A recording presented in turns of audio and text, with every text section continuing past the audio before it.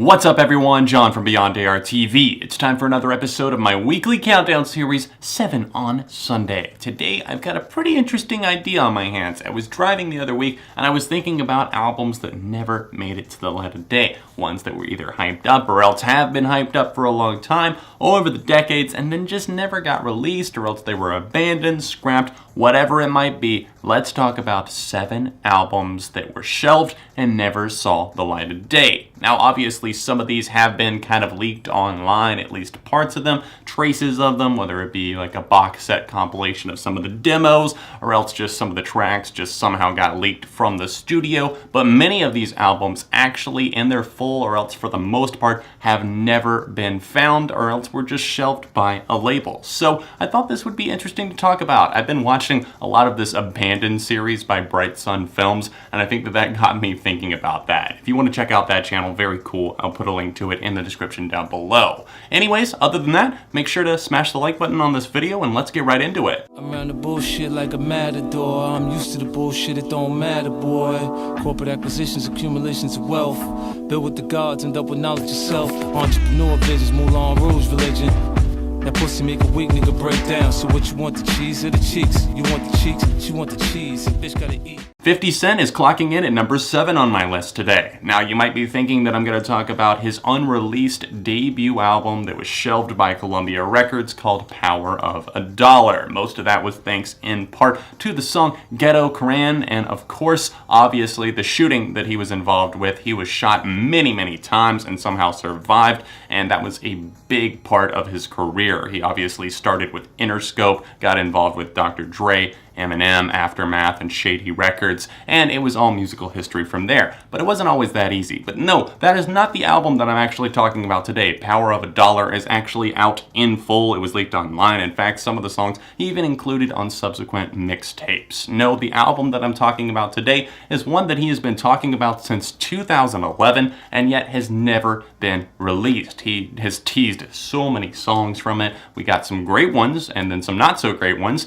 I'm talking about not so great as in the one with Adam Levine, and then the great one, the one with Kendrick Lamar. And it's just been kind of silence from 50, especially in recent years. He's got all of his vodka and headphone ventures, but the album that I'm talking about today is Street King Immortal. This has been a long buzzed about release. In fact, he set the release date for it 3 different times. I believe in 2013, 2012, and then again in 2016, and nothing ever came from any of those releases. At this point, it seems like 50 Cent is more talk than anything. He's focused on other ventures, and obviously with him not being on good terms with Interscope, in fact not being on the label anymore, who knows if this album is just an idea or was a title, or if there ever was an actual album.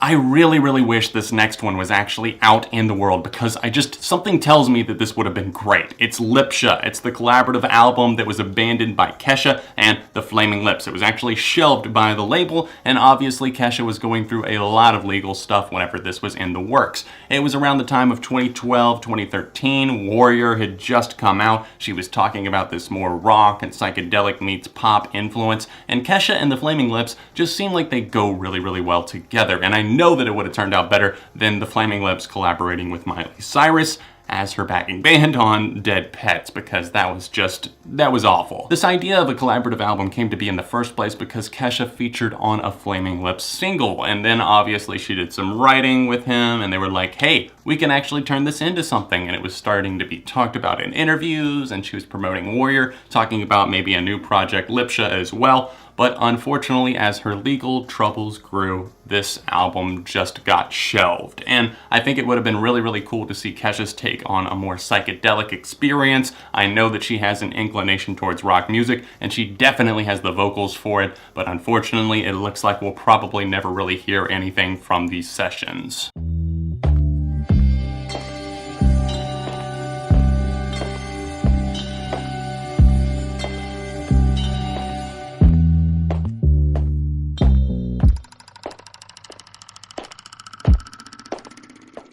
Number 5 on the list is absolutely legendary. It's Pink Floyd with their proposed Household Objects album. How do you follow up such a big record, Dark Side of the Moon? One that is still listened to and loved and highly regarded as one of the best records of all time to this very day. Obviously, it was well received at the time. People were loving it. You were having the hippie era at that time. People were tripping, buzzing, listening to the music, vibing out, and really just getting into this kind of space woven odyssey. I thought it was magical. It's obviously an album that I love, but they were going to follow that up with an album where they just abandoned their instruments, and instead of playing instruments, they were going to use household objects, whether it be cups, cardboard, tables, wood, refrigerator doors shutting, whatever it might be. They were going to do an entire album with just vocals and that. But unfortunately, Roger Waters and the rest of the crew just ended up abandoning this project because they didn't think it was feasible, or else they just never got to the idea, and obviously subsequent albums kind of took the spot of that. But I think it's one of those possible masterpieces that only Pink Floyd could have truly pulled off.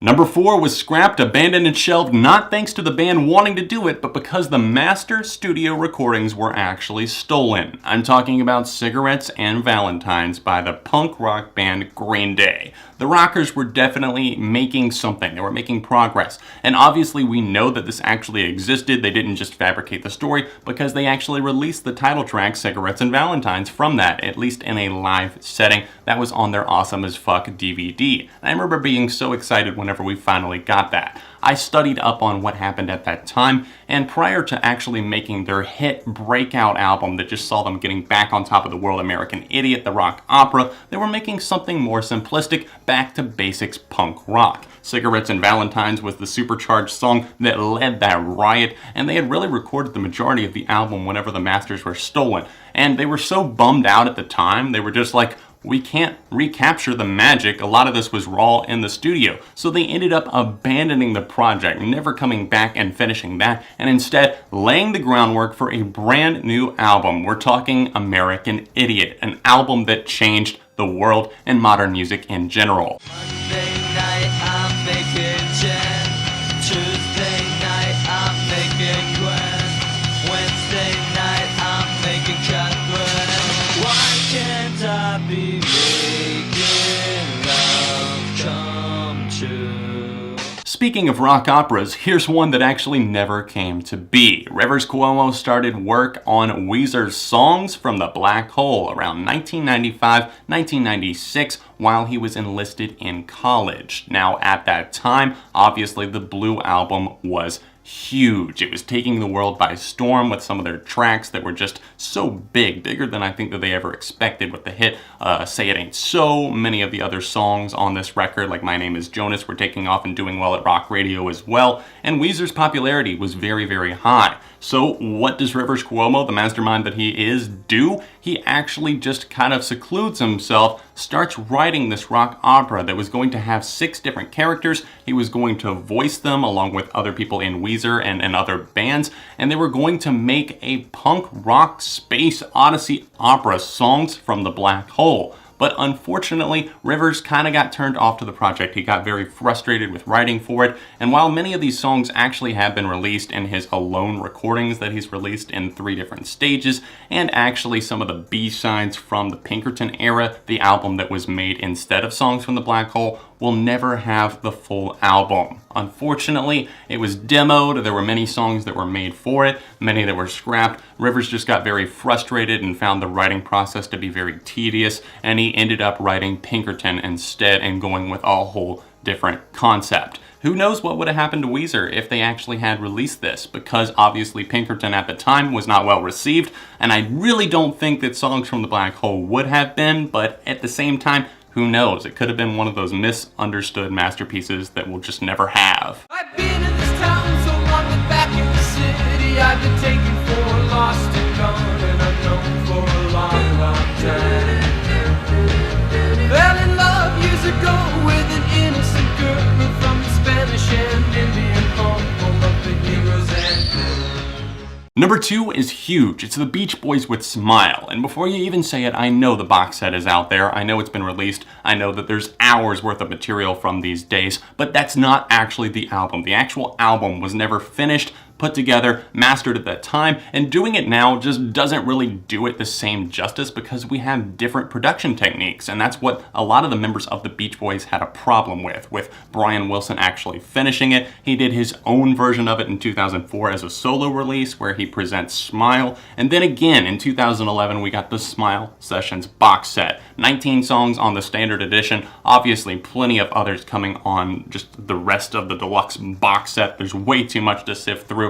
But it was really just Brian Wilson kind of guiding them. He was one of the primary members of the Beach Boys and obviously the mastermind behind much of Pet Sounds. And that album is a classic, obviously. Most people really agree on that point. And Smile is a beautiful box set, but the original recordings is something that we're never going to have. It was not produced at that time, so we're never going to hear what it was meant to sound like. It literally feels like a lifetime ago, but I still remember the shit like it was just yesterday, though. You walked in, yellow jumpsuit, whole room, crack jokes. Once you got inside the booth, told you. Might smoke with the friends, some of them I put on, but they just left. They said they was riding to the death, but where the fuck are they now? The most talked about album of the 21st century that never happened. It's Detox by rapper Dr. Dre. We got the Compton compilation album instead, where Dr. Dre just kind of puts together a compilation of guests, he raps on it himself, but we never really got a proper third studio album from him. Detox was supposedly made many different times.